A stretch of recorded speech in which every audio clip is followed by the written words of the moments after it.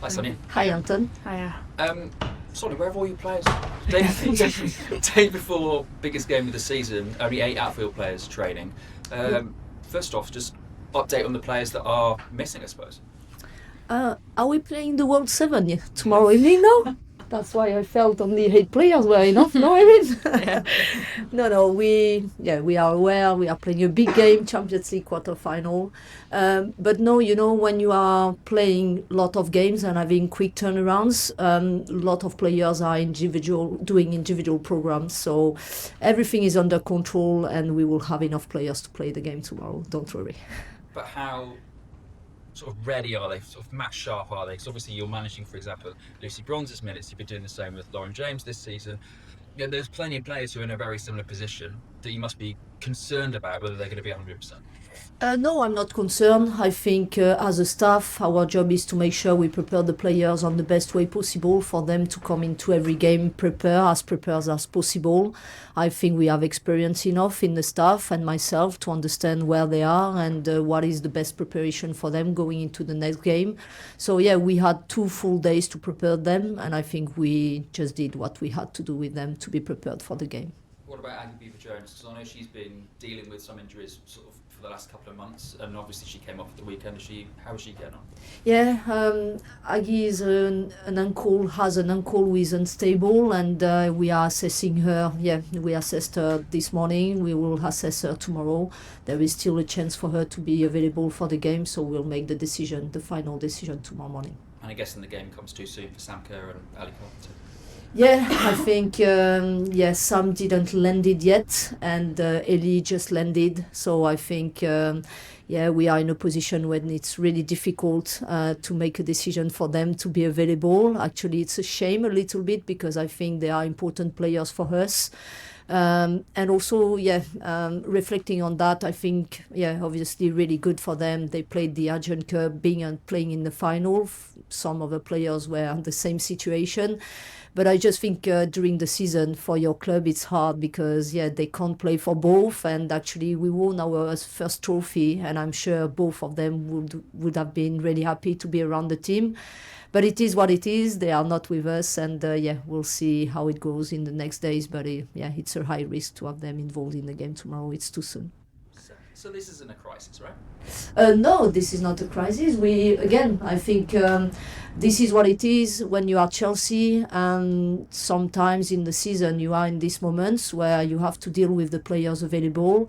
And I'm really much aware of that. And my job, the staff job, and even the players, we need to focus on what we can control. We need to focus as a staff on the players available and make sure they are all ready to perform tomorrow in the game. And I still think we have a lot of quality. And coming into the game tomorrow, we will have some strengths to use.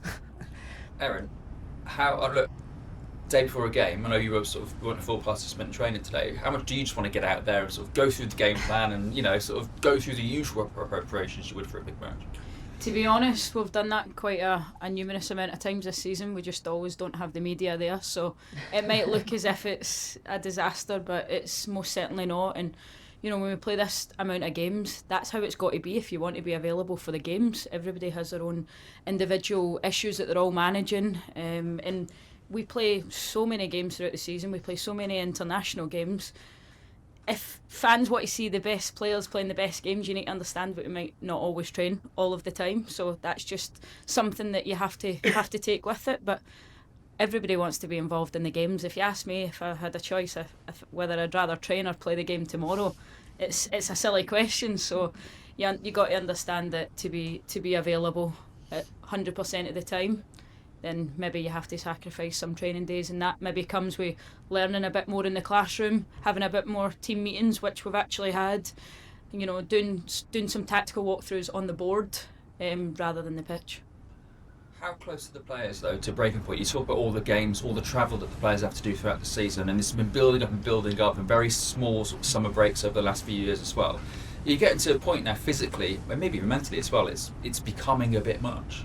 Yeah, I hate to complain because, I do really think we have the best job in the world, first and foremost. But, of course, if, fans want to see the biggest players playing in the biggest games, I think that is going to become more of an issue, and you're going to see maybe less availability over the coming years, just because the calendar's getting more condensed. But of course, I want to be, as a player, want to be available in every single game, but understand that that might not be possible. And I'm at a club like Chelsea that's lucky enough that we can rotate some games. In the last couple of weeks, maybe that's not been the case, but I feel in a very privileged position that I love to play football. Ever since I was a kid, I wanted to play football. So I hate to complain about playing too many games, but I understand that there's going to be a time and a place where players aren't going to be available, and fans that are coming to watch the game to see their idols and their stars might not actually be able to see them. But there are going to be plenty of stars on the pitch tomorrow against your old rivals, Champions League. This is proper, right? This is what it's all about, isn't it? Look, this is the games that everybody wants to be involved in. I for one, certainly really relish the opportunity of playing in the Champions League quarter-final again. It's a proud moment to be a Chelsea player. I love playing in the Champions League. I think it's different than playing domestically. I think when the game's over two legs, it has a little bit of a different mentality type to it. I don't think the game's won or lost tomorrow, if I'm honest. But we have to be on it from the first minute, because Arsenal are in a good moment. They've got good set of fans that are going to really get behind them, so we have to turn up tomorrow. Thank you. Thank you. Thanks, Anton. Keris, thank you. Hi guys. Hi, Keris. Sonia, I'll start with you. I'm guessing you might have seen some of the reporting we put out over the weekend about a couple of your players' contracts going into the summer. I just wondered if you could shed any light on the players that are set to be out of contract in the summer, kind of what the discussions have been like with them, and if there's anything you're able to kind of give to fans about what next season might look like. Yeah, I think the main thing is for the fans to know Chelsea will be still really ambitious, and we will maintain our goals, really high goals. And obviously, we are having a lot of conversations with the players, but this is probably not the place where I want to share that conversations. I think it's more private. And also, as I mentioned before, I think really important for us to focus on the game tomorrow. We just said we know this block is really important for us. It's the business end of the season, and we just want to take game by game. And my main job right now is to focus on the game plans, the players available, making sure I prepare them in the best way possible for us to perform in every game. So talking about the players who are probably out of contract, the players who will sign for us in the summer, it's not appropriate. And sorry to go back to team news again, but just to double check on Tuka Nuskun, is she, I don't think we saw her in the open training, what's her situation ahead of tomorrow? Yeah, she will be available for the game tomorrow. As I just mentioned, having these quick turnarounds with all the games, I think we have different preparation. Some players are just doing individual preparation. Some players just stay inside to do more work in the gym. Some players, we, as Erin mentioned before, we do more classrooms, talking about tactics. So we just work differently, but mainly, from the weekend, everyone will be available for the game tomorrow. And lastly, I'll just kind of open this out to both of you, but you've already had two really interesting games against Arsenal this season. What do you think you've kind of learned from those two encounters? I think Arsenal is a strong team, and it will be a tough game, but we also know in some moments of the games we could hurt them. So we are trying now, going into the game tomorrow, try to be from minute one on the game and try to be as consistent as we can. We know we have quality to hurt them. We also want to go into the game making sure we control the game as much as we can, and making sure in that special moments in the game we will be high, and we are going to hurt them if we can. Yeah, I think just echoing what Sonia said, I think over the course of the two games that we've already played, we've seen both teams have hurt each other on transition. I feel like that's going to be a big part. Both teams have really, really good transitional players. I don't include myself when I say that. But seriously, it's a lot of talent on display, and I think it really is a case of who turns up on the night. I really, really do, and who gets things right. Thanks, Keris. Kit, thank you. Hi Sonia, Hi Kit. Sonia, just to go back to Keris's first question, however you said, just explicitly on Sam Kerr and Millie bribes, because the reports were those the players expected to leave this summer. Is there any comment you can make on those two players specifically? No, as I just told you, for now they are under contract with Chelsea, and what will happen in the future, it's not for me to comment now. Okay. And Also on Sam, is there any particular reason why her and Ellie have come back separately from Australia? Yeah, I think you are all aware about the situation with the war, and I think it was really difficult to get individual tickets in business class for them to come back together. So it was really a struggle for, I think, every club to bring the players back from the situation, because now they have to go through different countries, not Dubai anymore, so it makes things more difficult. When are you expecting Sam to touch down? After the game, Wednesday morning. Okay. And would that influence, I assume she would never have been able to play in this game, but would that influence whether she'd be able to be ready for the weekend? Hopefully not. I spoke with Sam. She's in a good place. Mentally, she wants to come back with us. She wants to play as soon as possible. So, we'll assess her. But it will be a long travel. And I think, we'll see where she is. But mentally, she's keen to play as soon as possible. On the game tomorrow, Arsenal v Chelsea, it's always an emotional occasion. There's a lot of passion from both sides, from the fans. As a manager, how do you kind of channel those emotions so they're used positively for Chelsea?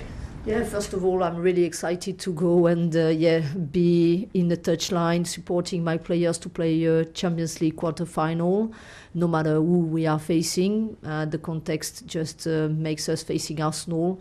And of course, it's a lot of emotions, but really positive emotions. I'm really excited and really looking forward to go into that game. I just said the Champions League games are really special for a club. That's the biggest competition you can play as a player, as a manager. So really, really excited. Hi, Erin. How did it feel watching Arsenal beat Barcelona and win the Champions League last season? I don't know where I was. I think I made myself busy. I was out for dinner. But I think it was the day of the Scottish Cup final as well. But I was definitely out for dinner. But like I say, I respect the current holders. Like, we have to respect that they're the current holders of the competition. They'll want to keep their trophy, and well deserved. And I think I have a lot of respect for Arsenal. What they've done over the years, have maybe not performed at their absolute best, and they've just found a way to win. And I think last year was kind of epitomised that.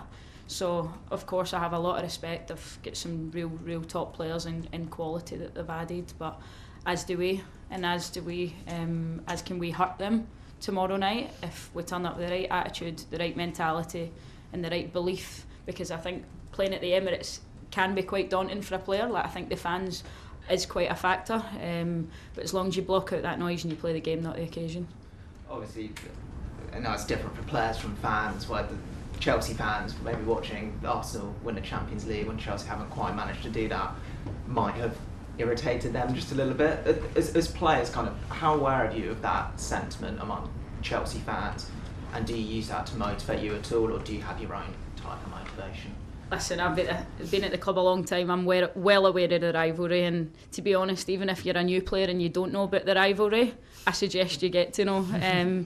So we all know the rivalry, but as players, we have the job of playing football and playing to the best of our ability, so you have to park that. Of course, we know what's at stake, and that will be the case at the end of the game when all's been done and said, but in the game, it's about concentrating, sticking to the game plan, preparing as best as we can, recovering as best as we can, because it's been a mental turnaround, and making sure we put our best foot forward tomorrow night. And funnily, like, Chelsea feels for so many seasons, and deservedly so, have been known as like the front runners and the favourites because of all the success you've had. This year it does feel a little bit different, especially the number of players you've got missing.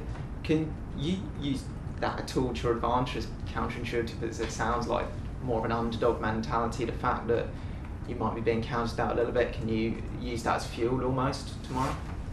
Yeah, I mean, it's whatever motivates you. I play for Scotland, so I'm part of the underdog mentality quite a lot, if I'm being honest. So I'm no stranger to that. But I enjoy that. I enjoy maybe when everybody writes you off that you've got to step up and be counted tomorrow night. But I don't think there's any big underdog mentality or anything like that. I do think we are Chelsea. We are a big football club, and we have been for so many years that I've been at this club. So we have some real good players, and I do think it is an even match-up. It is just about who performs best on the night.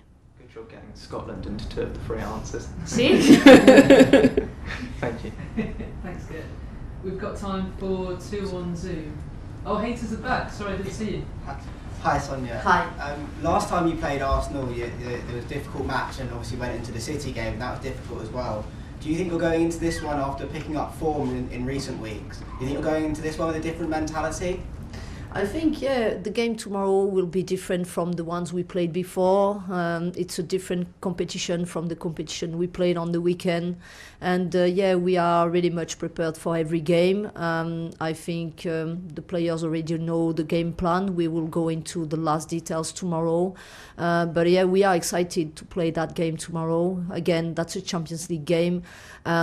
We will always have this mentality to go on the pitch and fight as hard as we can, make things difficult for the opponents, and we will show as much desire as we can to win the game. And a tough result for Sam and Ellie earlier in the week. Have you spoken to them about that? Are they ready to bounce back? Yeah, I think disappointing for them, obviously. I think they represented their country at the highest level. I think, they probably made some really young girls dream about being a footballer for Australia. I think if you look at the attendance in the stadium for the final, it was great. I have also a word for Maika Amano, one of the other players who was playing the final, and she scored a really important goal.